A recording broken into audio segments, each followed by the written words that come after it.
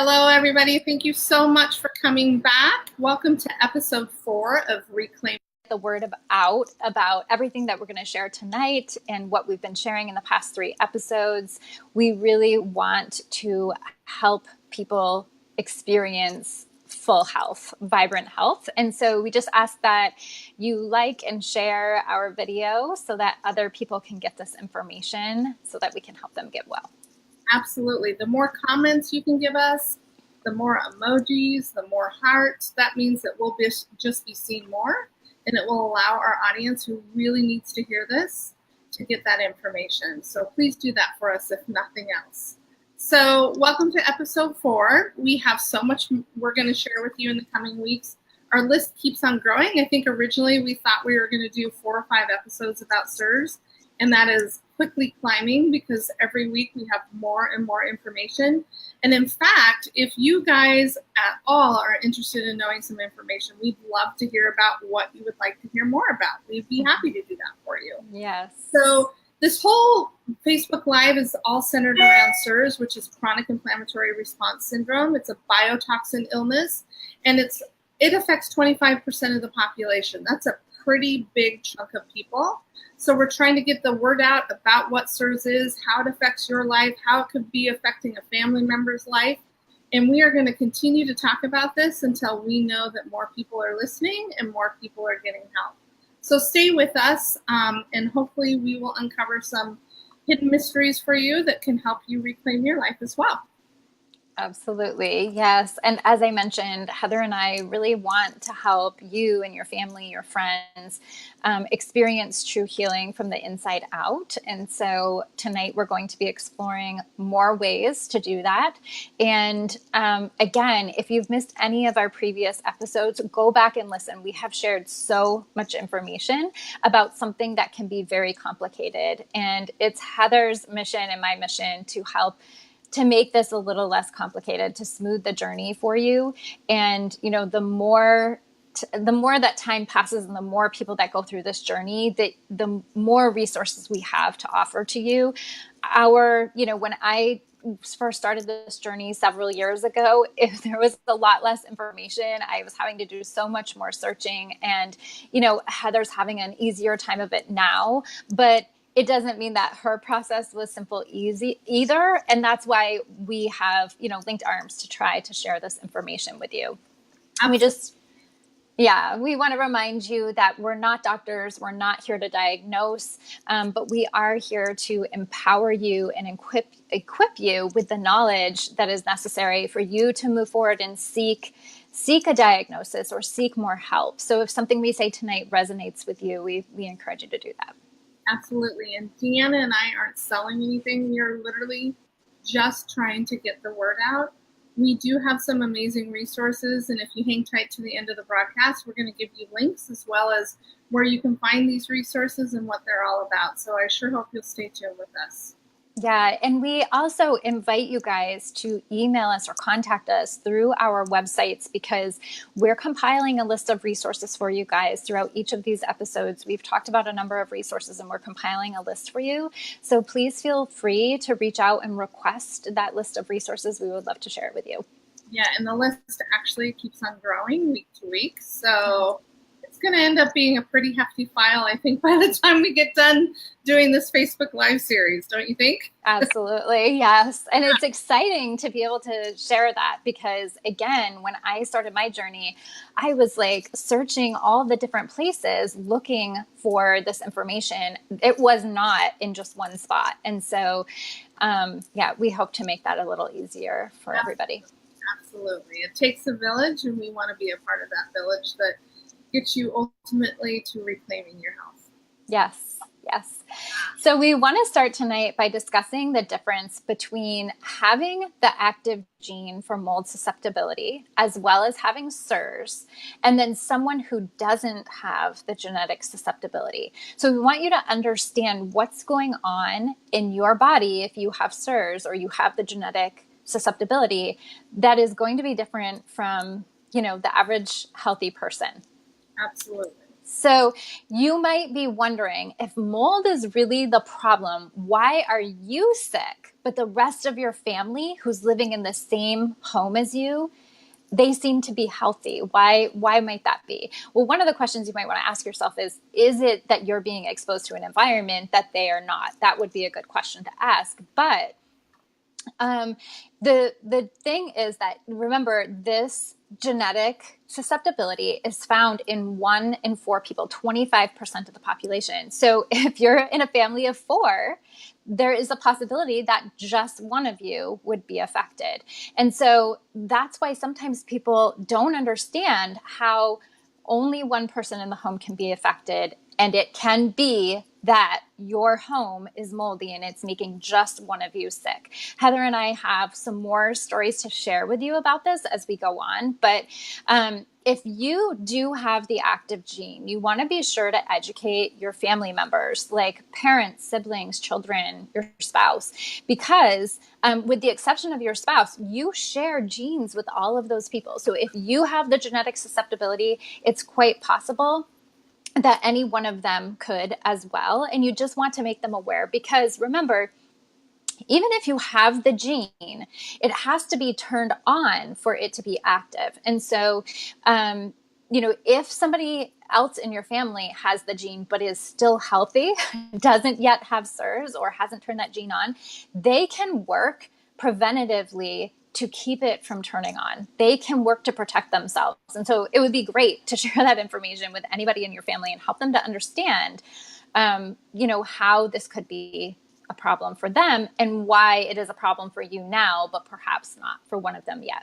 And not only that, but this is exactly why we're doing this series. This information that we are sharing right here would be an absolute great place to send your family members if you want to get the word out about what it is, because it's kind of a complicated diagnosis that a lot of people are still learning to understand. And if we can help bridge that gap to lessen some of the questions, this would be a great resource for them as well. The other thing too is, because 25% of the population has this gene for mold susceptibility, remember, not all of you will have SIRS, okay? So you can have the gene, but it doesn't mean that you will have SIRS. So if one of you has the active gene, it's been turned on. The person could be having symptoms while others are not. So you can take, like, for instance, I have identical twins in my family, my sisters. It is very possible that they both have the gene. One could have it turned on while the other may not.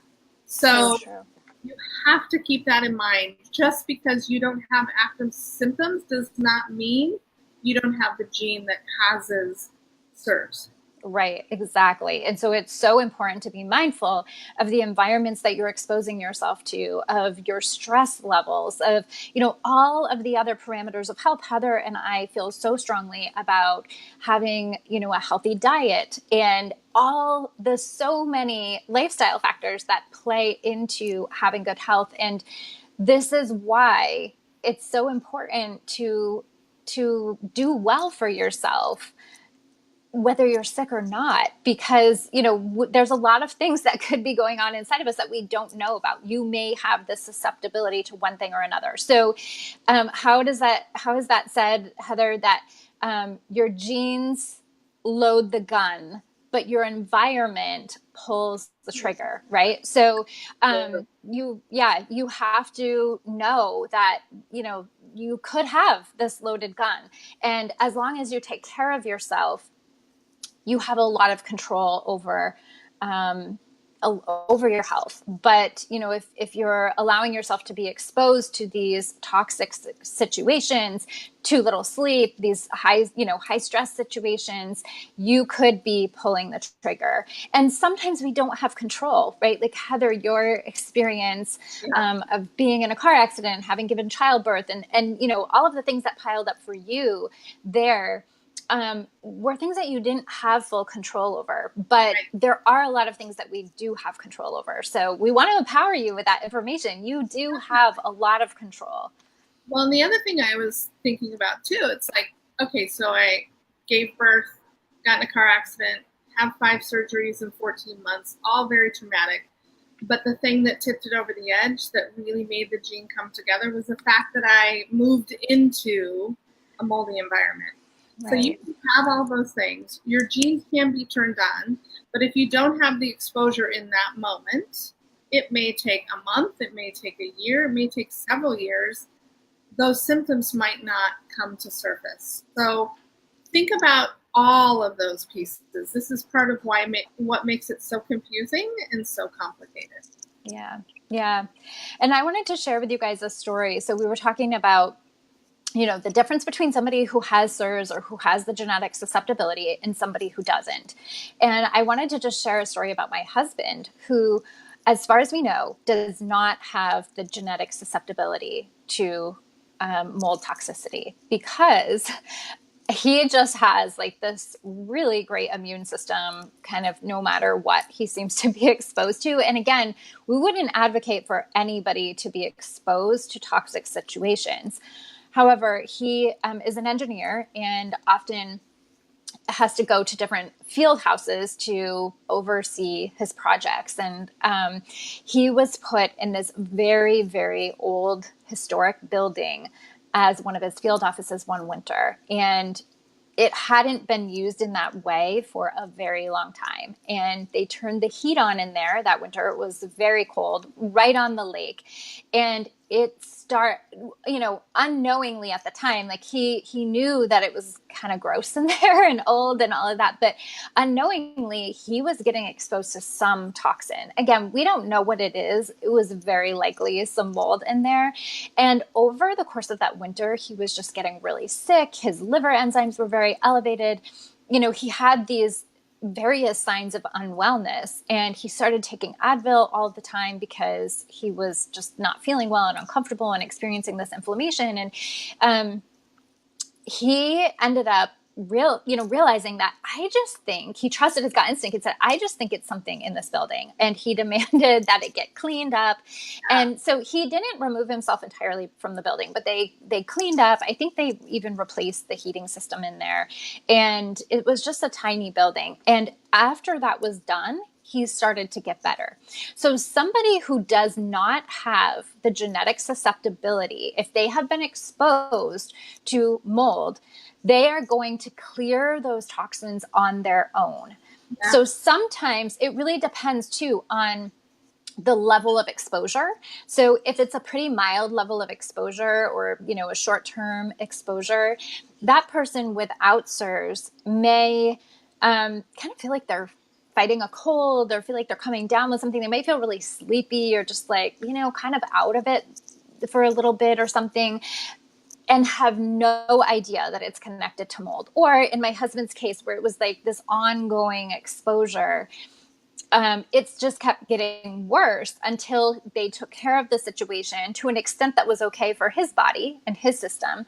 And he got better without any further treatment. Now, that's the exact course that somebody without the genetic susceptibility is likely to experience. But our experience is different. We're going to share a little bit more about that. Right. So if you have SIRS and your gene is active, you will not have the ability to move the mold toxins out.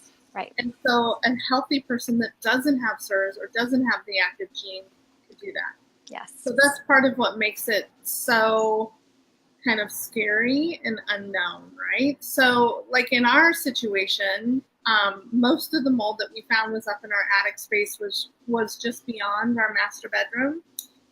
And Keely and I, my daughter and I, started getting really sick with colds and flus. It seemed like every time we got exposed to something, we were both really, really sick. Well, my husband works really early in the morning. He gets up at 3 o'clock in the morning, and she and I are coughing and sneezing. So he moved into the other room while Keely and I stayed in the master bedroom, unknowing that there was actually mold that was in there. So she and I, throughout the winter for a good 6 months, were so incredibly sick. Sinus infection after sinus infection. I think I went to the doctor 4 or 5 times last winter. I think she went to the doctor a couple times.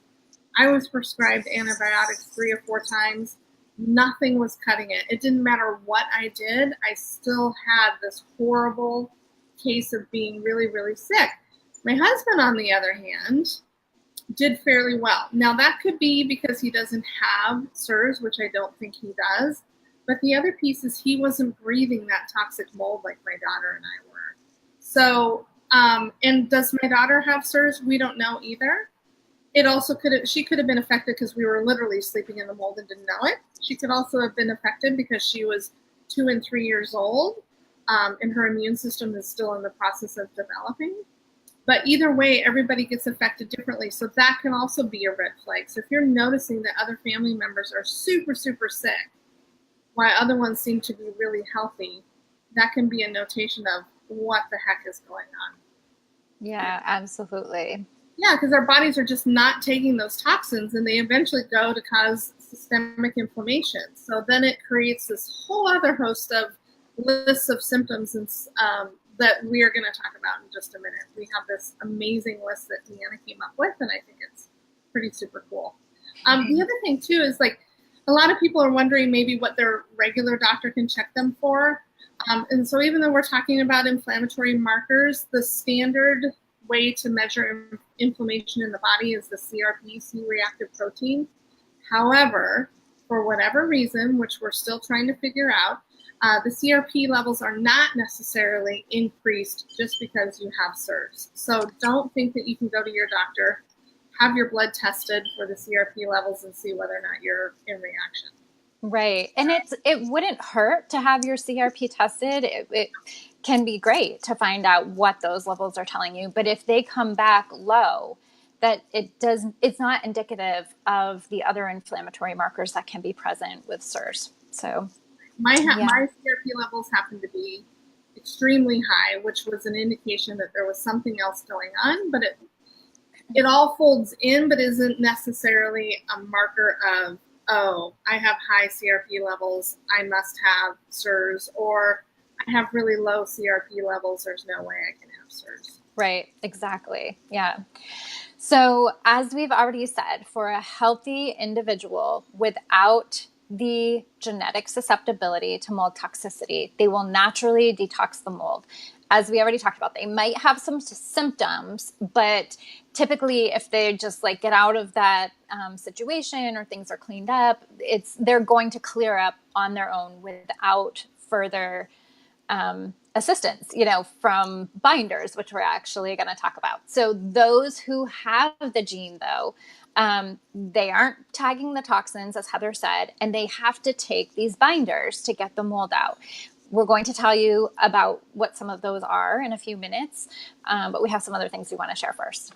Yeah, so here's the thing to think about is that for somebody with SIRS, once the mold has actually entered your body, it stays there unless specific measures are used to remove them. So our fat cells have this amazing ability to actually keep, other than just making our butts bigger, they actually can save our butts, which in my case has been a blessing, right? So here comes the mold. It's in my body. I have the active SIRS gene. I have no way to get this mold out. What my body does is actually take those fat cells and surrounds the toxin with the fat cells to keep me safe so that I am not overexposed to these molds. So unless you have a way to actually physically remove the mold from your body, it's not going anywhere. It's going to stay put. Right. And this is why we have to be careful when we start mobilizing the mold, when we start trying to clear our bodies of this, because we can overwhelm our system once again by detoxing too fast, by working too hard at this. So often I think we're like, I have the answer. I want to jump in and solve this all at once as quickly as I can. And actually that can be really dangerous because you can very much overwhelm your detox systems by going at it too fast. And not only that, but you can also retox. So let's say you find the most miracle way you find a miracle diet, you're losing pounds left and right. That also means you're melting away that fat, releasing those mold toxins back into your body. You don't have enough binders or enough ways to detox those molds out of your body. Not only are you getting really, really sick, but your body is reabsorbing those toxins and doing what they call retoxing. Yeah. Not a good idea. This is why, if you're even considering a detox diet, for God's sakes, get somebody who actually knows what they're talking about, because you can make yourself so incredibly sick. Yes. Yeah. Yeah, for sure. And so we want to share with you a little bit about the bucket theory that goes along with this idea of if you have, and it doesn't just apply to mold, it applies to pretty much anything that is inflammatory. So, if you have this previous mold exposure, that your gene is turned on. Okay. So now you're not tagging those toxins from the mold and removing them. They're getting stored in your body. You may not develop SIRS immediately, right? Because it may take a little time for those toxins to build up enough that they cause the systemic inflammatory response that is SIRS. And I'm going to explain how that happens. So if you think about a bucket, an inflammatory bucket, many things can add to it. And Heather and I have talked about like the number of stressors that had piled up for us. Those things are all adding to your bucket all the time. It could be foods that you're eating that you're sensitive to. It could just be foods that are inflammatory. It could be, the stress. It could be your lack of sleep. There's so many things that could be filling your bucket.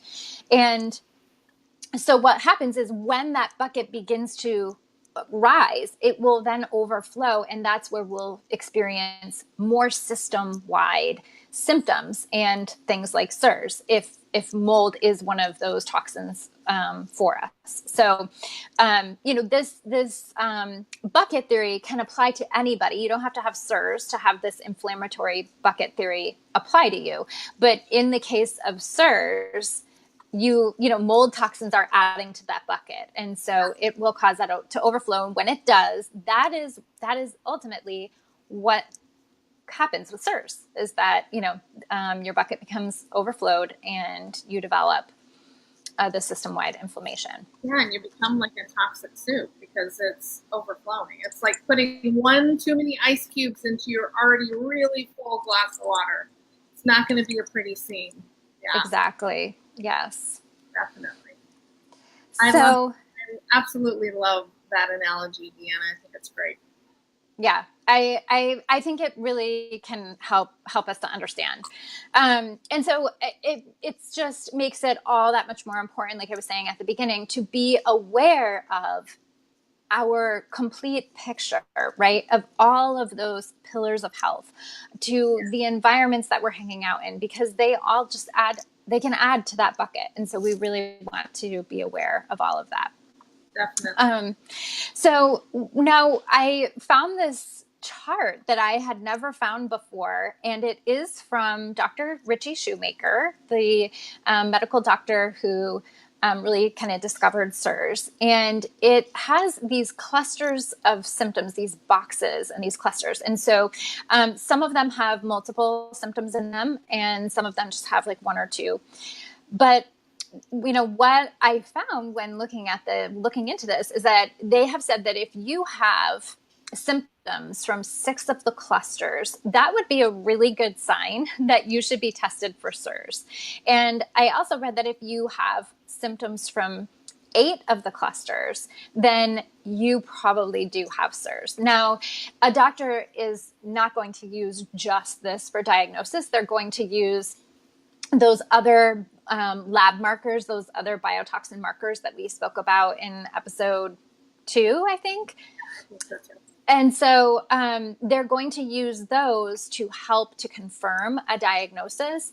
But Heather and I were talking about how incredible this chart could be combined with the visual contrast test that we spoke about in probably episode 2 as well, where it's really inexpensive. It's about $10 or $15 to take that test. And then if you're looking at the symptoms in this chart for, just $10 or $15, you have taken this really great screening of whether this is something that you should be considering more deeply in your life. It definitely gives you more of a idea of whether or not you really need to move forward with maybe the next step of testing. And so we're going to put this in our resources. So if you email us at our website, we're happy to send this off to you. But Deanna and I are going to talk about some of the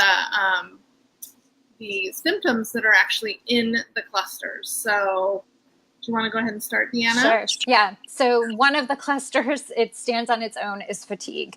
I know both Heather and I experience this to pretty extreme levels. So that's one of the clusters. It's again stands on its own. Another cluster includes weakness, decreased assimilation of knowledge, aches, headache, and light sensitivity. Heather, I know I experienced a few of those. I think you experienced several as well. In fact, I'm having one of them really now. We haven't gotten to that cluster yet, but blurry vision is one of them, which is something that goes in and out for me. I thought it was because I was in my late 40s and I finally needed reading glasses, but nope, it has to do with SIRS. Yeah. So, and I think just as a reminder, so many of these symptoms could be blamed on other things. We talked in episode 1, I think, about that, as well as the fact that so many of these things are things that people might take as like, well, I know this is really common for a lot of people, so it must sort of be normal, or, a sign of aging or whatever. We can blame it on a bunch of other things. And, when you start seeing these symptoms clustered together, that's what you really want to be aware of. If you're experiencing any symptom at all, you should be digging into it. You should never just be accepting it as normal. Absolutely. And hopefully you froze up there for a second, but I think we got you back this time. Woohoo! Yeah. Looks like we're both, all of a sudden I look green. I swear to God, I feel fine, but there must be something going on with the internet connection. Gotta love Facebook Lives. Oh my goodness. So we're going to kind of go through these clusters. I'm going to talk about another one. I'm kind of going out of order, Deanna, so follow along because it's one I can relate to, which is the red eyes, the blurred vision, the night sweats, the mood swings, and the ice pick pain. So again, I had every single one of those, and I thought that the night sweats had something to do with being perimenopausal. I thought the mood swings had something to do with just being a mom with a young kid. And the ice pick pains, well, geez, I think we can all relate to something we've done throughout the day that might cause pain. So that's another cluster. Yeah. Yep. Another one, I'm going to say 2 clusters here, but I had a lot of trouble with this, and it's still one that I'm, of all the symptoms that I've really cleared up quite well, I still struggle with these. So memory impairment, decreased word finding, that's one cluster. The decreased word finding I experience that every day, multiple times a day. The next cluster is difficulty concentrating. Again, I had so much trouble concentrating at the worst of it. And still now I find myself not being able to concentrate as well as I once used to. Yes. And then there's also abdominal pain, diarrhea, or numbness. Not necessarily in that order, not necessarily directly related to each other, but do you ever get stabs in your abdomen? Do you ever have excessive diarrhea or diarrhea on a common basis? Or just numbness that could be your hands, it could be your feet, it could be tingling in your bum, it could be anywhere. So pay attention to that for sure. Yeah. Another cluster includes joint pain, AM stiffness, morning stiffness, and cramps. A lot of people with SIRS have trouble regulating their electrolytes. And so, that's a big one. Another thing that I experience, and it's something I experienced way back at the beginning, but it's something that now is a signal to me that I have been exposed somewhere, is I get like nickel-sized pain, I guess. Like I have trouble calling it pain because it doesn't really hurt, but it's in my heel and it moves. Sometimes it's in one heel, sometimes it's in the other. But that has become a sign to me of toxic exposures, and I've heard of other people also having heel pain. Yeah, no, I definitely get all of those, and I thought that's when you feel like you're 100 years old, but you're not. That could be a clue. So you can also get tearing, disorientation, and a metallic test. My eyes, I swear to God, are watering for the first half hour of each and every single day. It's really annoying when you're trying to put makeup on, let me tell you. Yes. So another cluster is unusual skin sensitivity or tingling. So somewhat similar to that numbness, but experiencing some tingling perhaps. And you can also get static shock and vertigo. That is not anything that I suffer with, but I know, Deanna, you said that you can even kiss your husband without shocking him, and not in a good way. Exactly. Yes, I experienced both of those actually. And, sometimes it was a little hard to know with the dizziness or vertigo if that was related to the Lyme component, but Lyme is a part of SIRS. So that was something that I did experience. Other symptoms, another cluster is shortness of breath and sinus congestion. I know, Heather, you had at least the shortness of breath. I definitely had the sinus congestion. A big part of that too is related to MARCoNS, which is something that we talked about in one of the episodes as well. And that it's a staph infection that you can get in your sinuses, and that can definitely cause some sinus congestion along with it, as well as other symptoms too. But definitely. And you can also get coughing, excessive thirst, and confusion. So here I am confused. That must be a symptom. Actually, I have loss of words at the moment. This is very interesting. So here's a good little test for you. How many times do you find yourself trying to text a message and you can't figure out the word that you actually want to use? So you're sitting there for like minutes trying to figure out a substitute for word for the word that you really want to use. That's a really good one, right? So that's the decreased word finding. Yeah, and and the thing that people often blame on age, like, why did I come in this room, or what was I just going to do, or and that's memory impairment. It may not be like at a dementia level, but it's this just trouble with sort of organizing what you were trying to do. And I just lost an earbud. It's a good thing I didn't knock my phone down. But that can be really, really challenging too. So I think the last cluster of symptoms is appetite swings. I definitely experienced that one. Difficulty regulating body temperature, had that one too. And increased urination, which I didn't experience, but can be one of them.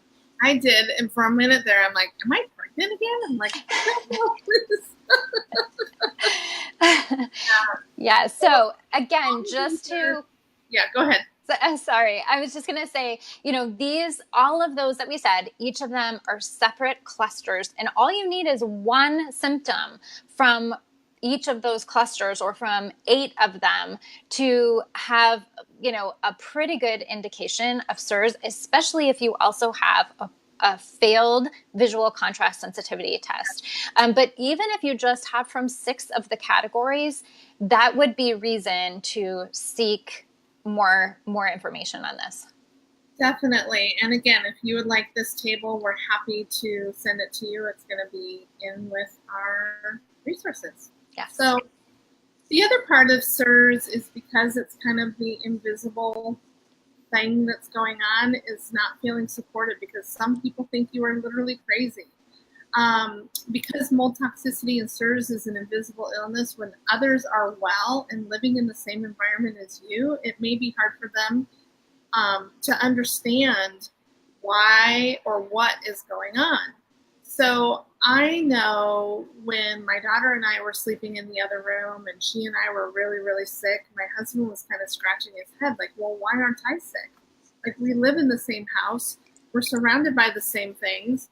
We interact in the same way. Why are we sick, and why is he not?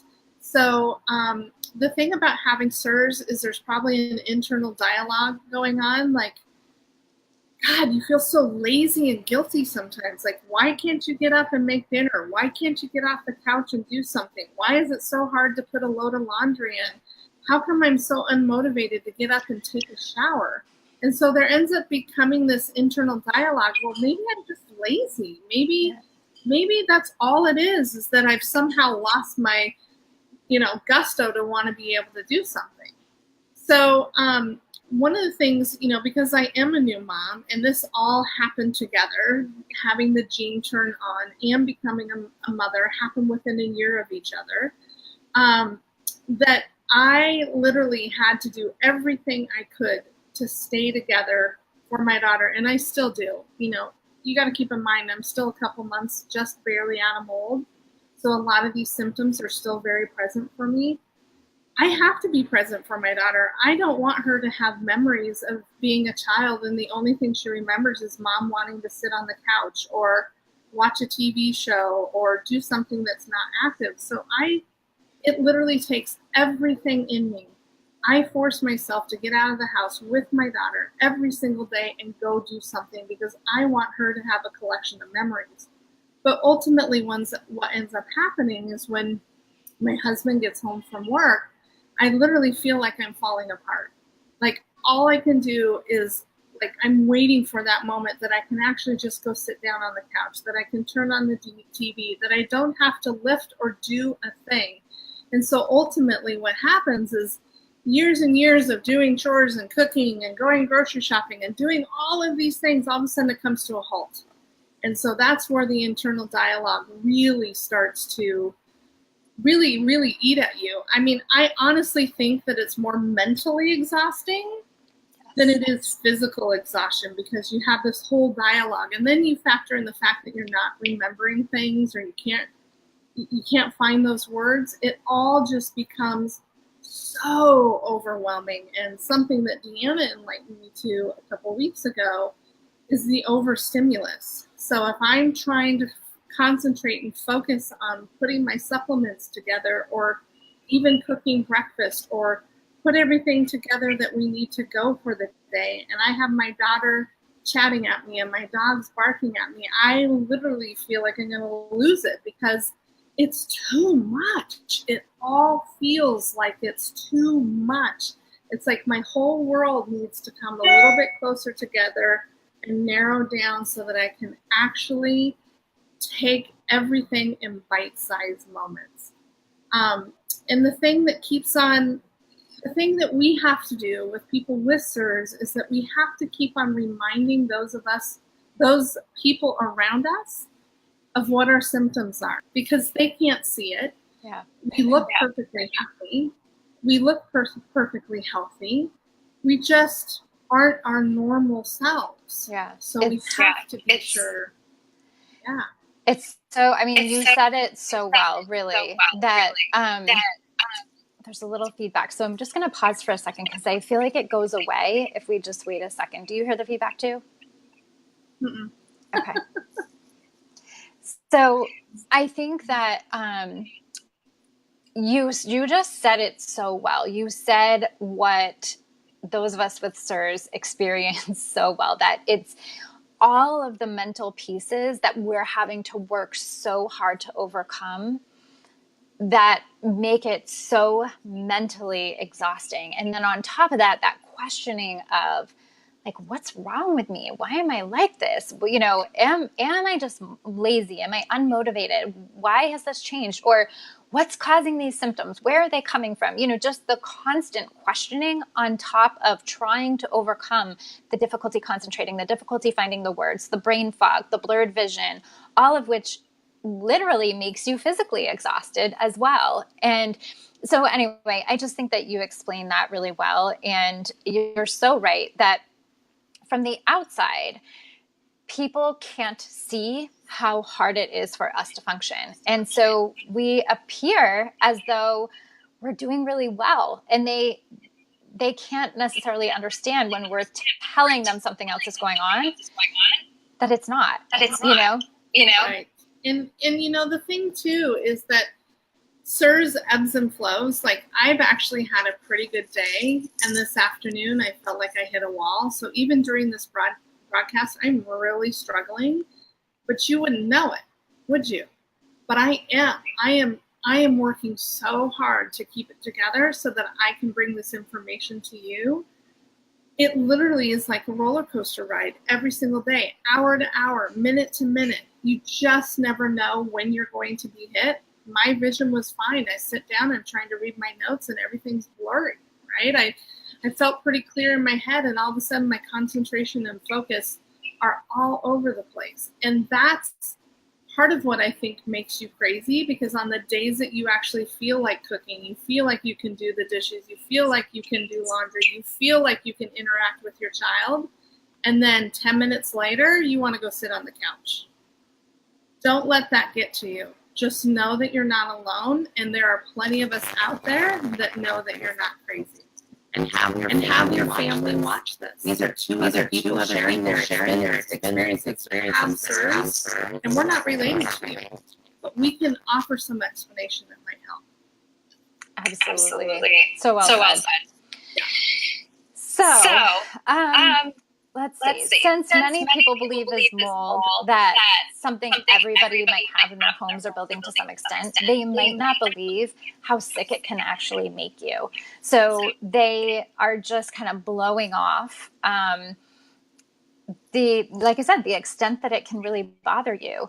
And so we also wanted to make it clear that you want to be aware of any type of mold, but the scum that sort of builds up in your shower in the week or two between cleanings is not really the type of mold that we're talking about here. We're talking about, like, if you have mold that keeps showing up on the wall in your bathroom, that's the type of thing that maybe you try to clean it off because you think it's just something on the outside of it and it keeps coming back. That's the type of thing that you want to be looking for.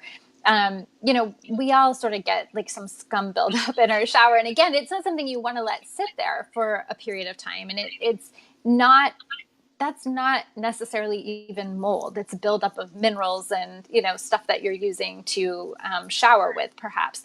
But what we're talking about is the type of stuff that can build up on the wall and you're not even sure what it is. Maybe you clean it off and it keeps coming back. That's the type of thing. Or we're talking about the stuff that you can't even see that could be behind a wall, right? So we wanted to just point that out, that, it's not maybe the stuff that you're seeing every day in your shower. I don't really know what else to say about that exactly, but yeah. What's that? I said no. I mean, you're right on point, right? Yeah. So the other thing that I wanted to say is, I've talked about it before, but like we had even a mold inspector come over and tell us, oh, everybody has mold in their attic. It's okay. And, again, my husband and I were like, no, it's not. So you might even have a professional telling you that same story, but, we don't want to let these people write off what we're experiencing. No. Furthermore, since even the mold that we may have could be invisible, and certainly the spores and mycotoxins are not visible, people again can think that maybe you're making up the problem. So you want to remind people that, about what we were talking about at the beginning, that they could be well because they don't have a genetic susceptibility, while you may be that 1 in 4 who has that genetic susceptibility. And so we hope that what we're sharing with you is empowering you with the information to share why it's a problem and why one person may react differently. And regardless of what anyone else thinks, don't forget to trust your instincts and take care of you, because your health is of utmost importance. So, just don't let anybody dull that intuition that you may have about something. Absolutely. And we're running long today, and I'm afraid that BeLive is going to cut us off at the hour mark, Deanna. So we're going to scoot through here. And again, we're happy to give you some of this information in our resources, but we thought we would share with you some ways that you can begin the process of healing and start mobilizing the mold out of your body. And the first major step is to get out of the mold as quickly as you can. As we've talked about before in previous podcasts, it can be a journey and it can take a while, but that's your number one priority, is to get out of wherever it is that you're getting exposed to the mold. We already mentioned taking binders, and it's important that you remove these toxins. And what binders do is they actually work by binding the toxins, that's why they're called binders, within your body and helping you remove them through waste. Yeah. So just a reminder, you want to be working with a doctor to try to use, if you're thinking about using a binder. We just wanted to share this information with you and about some of the ways that, this is addressed, so that you can take some of this information to your doctor. You may not have a doctor currently who is well versed in this, but you can bring them the information and start the conversation. And it's giving you an idea of, if you're looking for help, the types of things you want to see people talking about. So if they're talking about these binders, you know that you may be on the right track to finding somebody who can help you. Yes, so absolutely. cholestyramine is one of the binders that is frequently used in the Shoemaker protocol. It's a medication that was actually made for lowering blood pressure, but it's a bile sequestrant. So it will attach to toxins being secreted in our bile and remove them through the GI tract. And I also believe I heard somewhere it's the number one binder actually for the mycotoxins. So Yes. it's a really big one. And let me tell you, it doesn't smell or taste very good, but I am so incredibly grateful to have it as a part of my binder set that I have. So clays, activated charcoal, zeolite, chlorella, those are all another set of binders. And quite often, if you're going through this journey, I think I'm on 3 or 4 binders right now, because I have one for heavy metals, one for the mycotoxins, and one for overall just toxicity, because that's the other thing that happens. You generally just become toxic because you have so much stuff in your system. Yes. Other ways that you can help your body to mobilize toxins so that the binders will be even more effective. Although you want to have binders on, ongoing when you're doing these, because see, there's a word finding issue. You want to have them on board. That's what I wanted to say. You want to have them on board while you're doing this, so that they are binding the toxins as you mobilize them. So sweating, such as like in an infrared sauna or through exercise, detox baths, like with, magnesium salts or baking soda. So seaweeds, those can all be great forms of detox baths, and the sweating that's going on when you do those things can be really helpful to mobilize toxins. Also, taking certain antioxidants can be really helpful, including like the master antioxidant glutathione, which can be used like intravenously, topically, orally. There are lots of ways to use glutathione. And because it is our master antioxidant, really helps us, helps our detox pathways, and again, can really help to mobilize some of the toxins. Yeah, and I'm actually currently doing IV glutathione as well as an oral glutathione, so you can't really have too much of that. Another reason why it's so important to have a doctor on board that can help hook you up with the right things. So moving lymph fluid to mobilize toxins through things like dry brushing, rebounding, and massage are all incredibly important. Another thing, like, you don't want to go out and do all of these. I said, good God, if I did all of these, I would probably be in the hospital. Yeah. So again, we're just giving you information and different ideas of what that looks like. But I might be able to do 2 or 3 things a week on top of my binders. So, and we're all, again, bio-individual. So moving lymph is incredibly important. Even if all you can do is get out and walk, that's a great way. Yeah. You just want to try and sweat. Yeah, trying to sweat is great. And since toxins are stored in the fat tissue, like we talked about earlier, even to start to mobilize fatty acids in the body through dietary approaches. And you do have to keep in mind, like, there was a point in time that I wasn't allowed to lose weight because I had too many toxins in my body. The other piece of SIRS is because it affects all these hormones, it might not be easy for you to lose weight. So don't think that you can just jump into a diet, lose weight, mobilize toxins, and you're going to be well. It's obviously a much bigger deal. And for me, it made me so incredibly sick. So weight loss is actually one of the last things I'll get to. I have all these other things that I have to do before then. Yeah.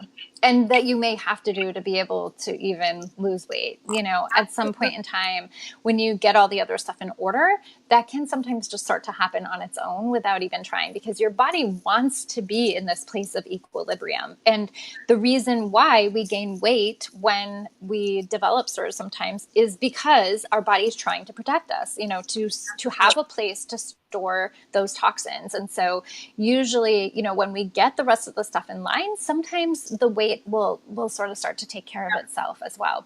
Exactly. And some of the things to look for if you're mobilizing toxins too too quickly, you'll feel pretty crummy. You'll feel like crap. You might become very symptomatic. So those symptoms that Deanna and I covered earlier, those might really come to the surface. For me, one of the things is I start to forget my protocol. I would forget to take my binders. I would forget to do my detox. I would forget that I was supposed to eat these certain foods. It's really a real thing, folks. And the other thing too is you can just in general feel very overwhelmed. So those are just some different things to look for if you're detoxing too quickly. Of course, there's a whole host of other things that you can feel too. For sure. Yeah. So the other thing that you can do is to just really work on addressing some of the inflammatory factors going on for you. This is absolutely critical. You know, inflammation is at the root of pretty much all illness. And so it's really critical and something that we're going to discuss much more broadly in coming weeks. So we're not going to go into detail tonight, but just know that anything that you can really be doing to help with inflammation is likely to be beneficial to you. Absolutely. And it's a great idea to keep track of your progress so that you can look back and see what's actually happened. It's very easy to kind of lose track of where you're at when you're still not feeling awesome. And this all takes time. It's important to have it recorded so that you can remind yourself. It really keeps you hopeful and reminds you just really how far you've come and where you started. So a couple things that you can do is keep a journal, track your symptoms. Keep track of things like the VCS on the Shoemaker's website. Survivingmold.com. Survivingmold.com. Yeah. So that's a great idea to actually, they offer you the ability to buy a package. It's not a bad idea to go back and track that. So you want to track your physical markers. So one of the things I noticed when I moved out of the mold, it was my blood pressure and my pulse decreased, and I lost weight without even trying. So pay attention to some just physical markers to see if anything's improved. And how are your symptoms? Have they increased or decreased? Both can actually tell you something. So the fact that I'm actually in the middle of detoxing and my symptoms have increased doesn't necessarily mean that I moved back into a moldy place. It just means that I'm mobilizing a lot of toxins and my symptoms are becoming more prevalent.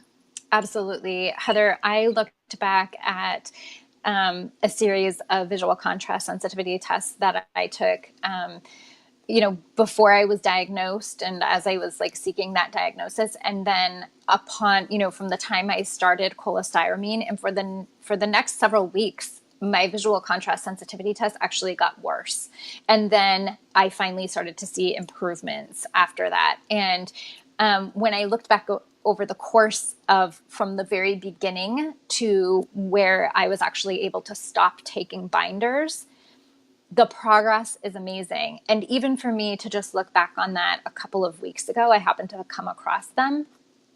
I was amazed because sometimes, again, this is where the mental piece comes into it, right? Sometimes we're like, was that really real? Did I experience that? Or like, was that a bad dream?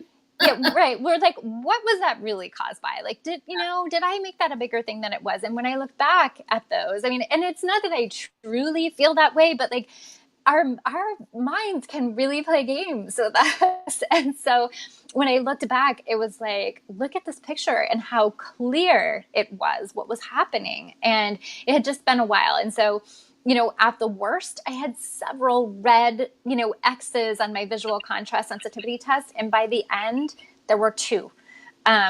So it was amazing. And even somebody with 20/20 vision that's doing really well is probably not going to have 0. So it just showed the amazing progress that I have made. So definitely keep track. You need to be able to go back and look at that sometimes.